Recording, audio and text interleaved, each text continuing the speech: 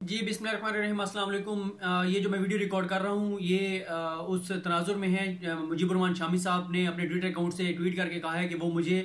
अदालत में लेकर जाएंगे, FIA को मेरे खिलाफ दरख्वास्त देंगे, दूध का दूध पानी का पानी कराएंगे। और उन्होंने मुझे कहा है कि मैं उनके खिलाफ जो कुछ कर रहा हूँ वो सस्ती शोहरत हासिल करने के लिए कर रहा हूँ। तो पहली बात तो यह है कि मैंने जो अपनी पिछली वीडियो जो मैंने उसका लिंक दोबारा भी ट्वीट किया है, उस वीडियो में मैंने जो कुछ बताया था वो चीज़ें थी जो कि अदालत में डिस्कस हुई थी और जो कि अदालत को बताया गया था। तो मैंने वो बिल्कुल उसी तरह रिपोर्ट किया था जिस तरह से अदालत में जो बात हुई थी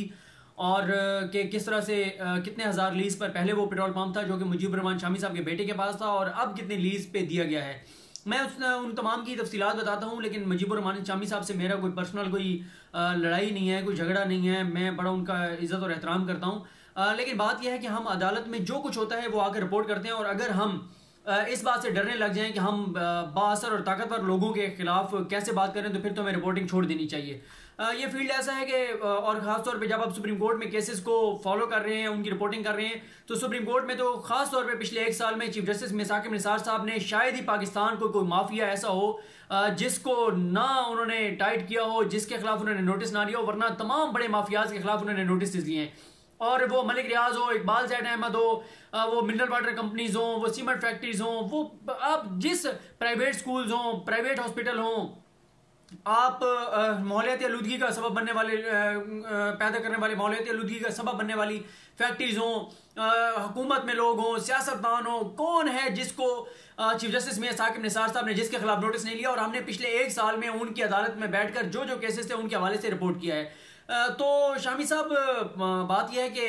वो जिस तरह है कि जो देखता हूँ वही बोलने का आदी हूँ, तो मैं तो फिर आपकी नज़र में ही सबसे बड़ा फसादी हूँ। वरना तो मैंने तो वो चीज़ कही है जो कि अदालत में हुई और जिस तरह हमने तो जो पढ़ा है जिन बड़े नामों को जिनसे हमने सहाफ़त सीखी है, उन्होंने तो हमें यही कहा था कि और उनको पढ़ने के बाद हमारा जो मकसद है वो यही है कि जिस तरह वो कहा जाता है कि फ़न है अपना तो सदा हरफ सदाकत लिखना, कत्ल को कत्ल, शहादत को शहादत लिखना। और वरना हमने बहुत सारे अपने सीनियर्स को देखा है कि जिनके बारे में ये कहा जाता है कि वो किसी शायर ने बड़ा प्यारा लिखा था कि हमने देखा है कि दौलत की हसी शानों पर लोग आराम से गैरत को सुला देते हैं। हमने बड़े नाम देखे हैं जिन्होंने सिर्फ हेलीकॉप्टर में फिरने के लिए, जिन्होंने फॉरेन विजिट करने के लिए, जिन्होंने ठेके लेने के लिए, जिन्होंने अपने रिश्तेदारों की नौकरियां कराने के लिए, जिन्होंने पैसे हथियाने के लिए, जिन्होंने इश्तिहारात लेने के लिए, जिन्होंने फ़वाइद हासिल करने के लिए, इवन के उन लोगों को भी जानते हैं जो कहीं पर सरकारी दावत पर जाते थे तो उनको कहते थे कि साथ हमारे घर वालों के लिए भी खाना पैक करके देते हैं। उन सारे नामों को जानते हैं और अल्लाह का शुक्र है कि हम उनके नक्शे कदम पर नहीं चलते, बल्कि उनके नक्शे कदम पर, और ख़ास तौर पे मैंने जिनसे सहाफ़त सीखी है, जिनके ज़ेरे साया रह के, उनसे मैंने ये सीखा है कि आप का काम ही यह है कि आपने बासर लोग जो हैं जो ताकतवर समझे जाते हैं उनको एक्सपोज करना है। और रोज़ाना आपने, चाहे आप रोज़ाना नए दुश्मन घर बनाकर आएँ, लेकिन आपने पूरी ईमानदारी के साथ वो चीज़ें करनी है जो आपको मेरिट पर करनी है, जो आपको जो कुछ आप देखते हैं उसके मुताबिक आपने रिपोर्ट करनी है मेरिट के ऊपर। तो केस में आपको बता देता हूँ, केस ये था कि ये बात 2007 में LDA ने कुछ लीजेज ऐसी थी लाहौर के 22 मकामात के ऊपर जिनको कैंसिल करने की कोशिश की कि वो चंद हज़ार रुपए सालाना के ऊपर वो लीजेज थी लाहौर की मेन लोकेशन के ऊपर। तो जब उनको लीजें कैंसिल करके और दोबारा ऑक्शन की कोशिश की गई तो वो लोग जो पेट्रोल पंप्स वाले थे वो हाई कोर्ट चले गए। हाई कोर्ट में वो मामला ज़ेर इल्तवा रहा और किस्सा मुख्तसर ये है कि फिर ये मामला चीफ जस्टिस साकिब निसार साहब के जब नोटिस में आया तो चीफ जस्टिस साकिब निसार साहब ने कहा कि इसके ऊपर उन्होंने नोटिस लेते हुए हुक्म दिया LDA को कि फौरी तौर पर इन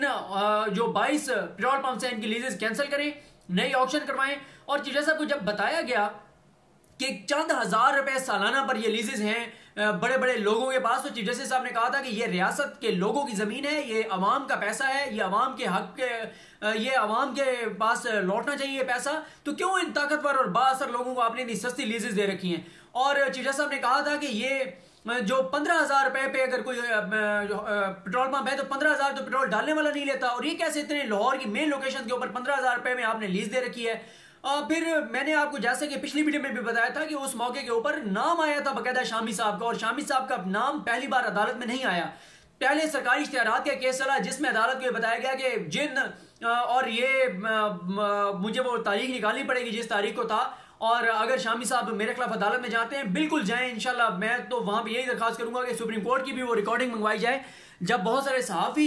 ये सरकारी इश्तिहारात के केस में पेश हुए थे तो उन्होंने कहा था कि मुजीबुर रहमान शामी जैसे, ये उनके अल्फाज थे, मैं नहीं कह रहा, मैं तो हमेशा उनको साहब कह के पुकारता हूँ मुजीबुर रहमान शामी साहब को, लेकिन उन्होंने कहा था कि मुजीबुर रहमान शामी जैसे लोगों को नवाज शरीफ और शहबाज शरीफ ने सिर्फ इसलिए नवाजा कि वो इनके हक में कॉलम लिखते हैं, इनके हक में बात करते हैं, और सबसे ज्यादा जिन लोगों को इश्तिहारात दिए गए उनमें मुजीबुर रहमान शामी एक है। फिर मुझे याद है कि हम लोग कमरे अदालत में मौजूद थे तो अचानक पता चला कि बाहर मुजीबुर रहमान शामी साहब और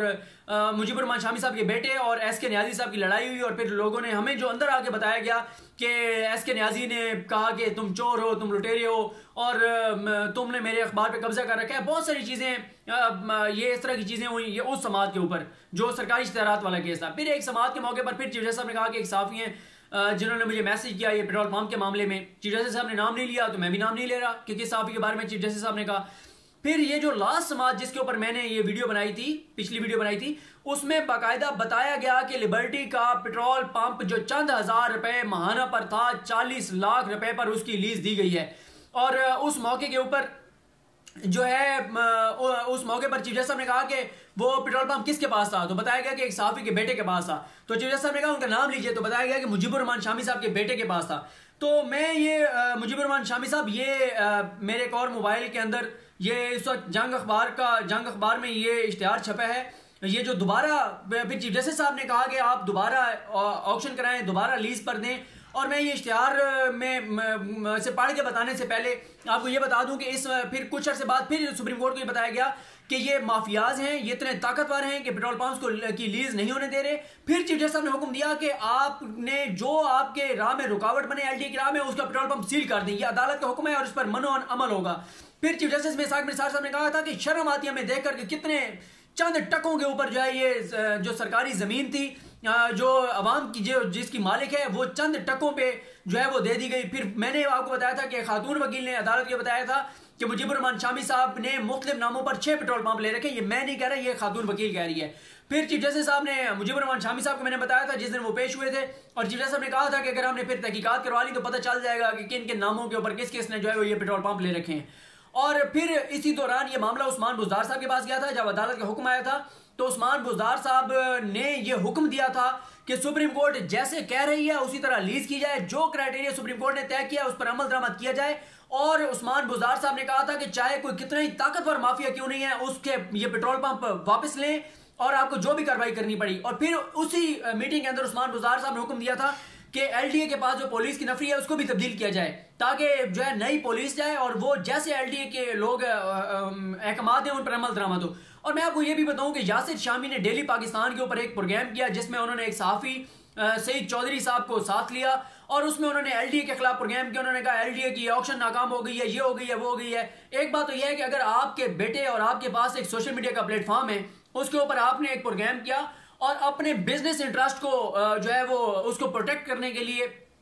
एलडीए को बदनाम करने के लिए आपने जो है वो यासिर शामी से एक प्रोग्राम कराया और डेली पाकिस्तान को आपने इस्तेमाल किया उस प्लेटफॉर्म को। अगर ये बात है फिर तो मैं तो कम अज कम आज से डेली पाकिस्तान को न सिर्फ ब्लॉक करूंगा बल्कि उसको बाइकाट करूंगा कि ऐसे आप प्लेटफॉर्म सोशल मीडिया के प्लेटफॉर्म्स जो आपने बनाए हुए हैं उससे आप अपने बिजनेसेस को प्रोटेक्ट करते हैं, आप उन इदारों को बदनाम करते हैं जो इदारे ठीक काम करते हैं। एलडीए अगर सुप्रीम कोर्ट के हुक्म पर ठीक काम कर रहा था तो आपने एलडीए को डेली पाकिस्तान के जरिए बदनाम करने की कोशिश की। और उसी वीडियो में 12-13 मिनट की वीडियो में यासिर शामी ने सईद चौधरी को बिठाकर और ऐसे प्रोग्राम किया जैसे वो लोगों को अवेयरनेस दे रहे हों,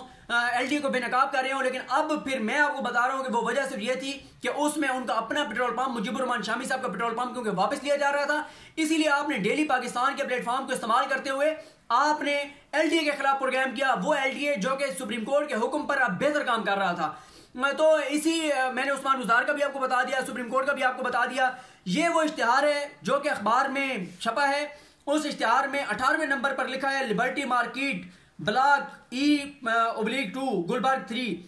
ये साबका लीज होल्डर लिखा हुआ है, साबका lease holder Shell Pakistan limited, और आगे लिखा हुआ है कावजीन और दावेदार उमर मुजीब शामी। शामी साहब उमर मुजीब शामी। ये आप भी अब नवाज शरीफ साहब की तरह ये ना कहने लग जाइएगा कि मेरे बेटा है तो वो जाने और उसका काम जाने। हजूर आप सहाफत में बैठे हैं, अहम जगहों पर बैठे हैं, तो इस वजह से आपके बेटे को ये उमर मुजीब शामी आप बेनिफिशियरी हैं, आपका बेटा बेनिफिशियरी है। साबिक लीज होल्डर, ठीक है, शेल पाकिस्तान लिमिटेड है, लेकिन बेनिफिशियरी कौन है, दावेदार कौन है, काबिज कौन है, उमर मुजीब शामी, ठीक है, और चंद हजार रुपए पे। अब जो सबसे ज्यादा बोली में लिखा गया है 4,27,50,000 रुपए 1 साल का, और 3 साल का इकट्ठा लीज देना है 12 करोड़ रुपए। और फिर इसके बाद एक कॉलम है जिसमें लिखा हुआ है बकाया जात, यानी जो आपने पिछला जो आपको देना चाहिए, जो आपका बनता है, वो शामी साहब है 29,86,53,515 रुपए।